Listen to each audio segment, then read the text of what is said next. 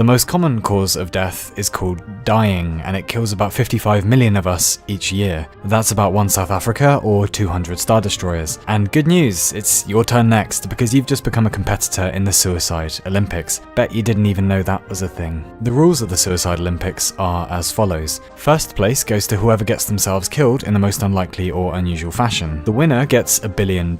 Now, this isn't like Zimbabwe dollars or something, this is hard American moolah. Obviously, if you win, you're dead, so you don't get the money personally, your family does, so let's just pretend you give a shit about your family for a minute, yeah? The twist is that it has to be an accident. You can't set it up in advance, so no flying a kite in a lightning storm or playing whose gun is it anyway with a policeman or something. It has to be an accident out of your control. Now, if like me, you're balls to the wall scared of flying, you might think, hey, that's easy. I'll just fly crappy airlines and wait for something to go wrong, right?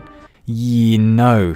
The odds of being in a fatal plane crash are about 1 in 11 million, meaning if you flew every single day, you'd need to live about 30,000 years to actually get into an accident. So that's not going to butter any parsnips, is it? Well, next best thing then, you could become an astronaut. It's about a 1 in 100 chance of dying on launch. I mean, that sounds a lot better, but considering you'll need at least a master's degree, practically perfect health, and testicles made entirely of steel, that does sound like a bit too much work. Alright then, bungee jumping maybe? About 1 in 100,000 chance of dying. Mountain climbing?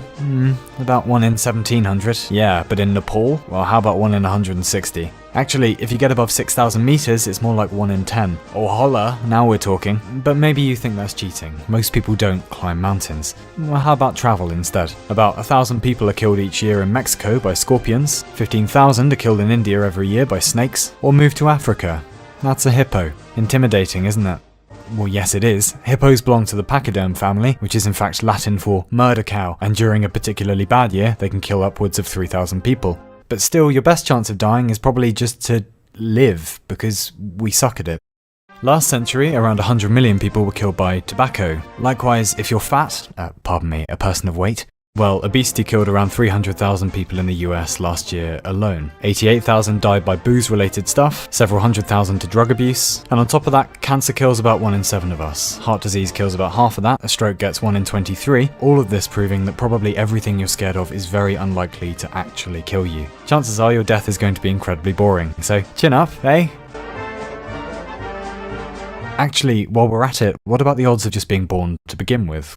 Well, according to Dr. Ali Benazir, who did the math on this one, pretty, low. Assuming your parents socialised like normal humans, the probability of them meeting was about 1 in 20,000. The odds that they even had a kid, given global trends, about 1 in 2,000. Now, assuming they did meet, and your mum thought your dad wasn't a jerk, and he managed to ignore the fact that she considered the Star Wars prequels better than the originals, and they actually did the sexy times, the odds that you would be born of that sperm hooking up with that egg, in particular, are about 1 in 400.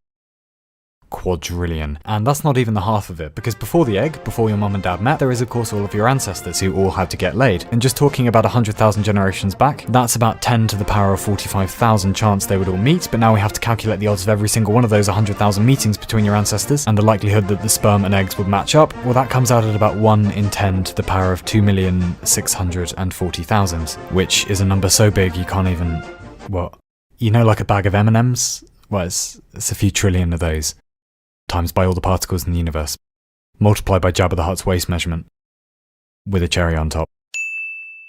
It's pretty big, alright? All in all, flying is pretty safe, your death is going to be boring, and your birth was rarer than a fucking Mewtwo. Au revoir.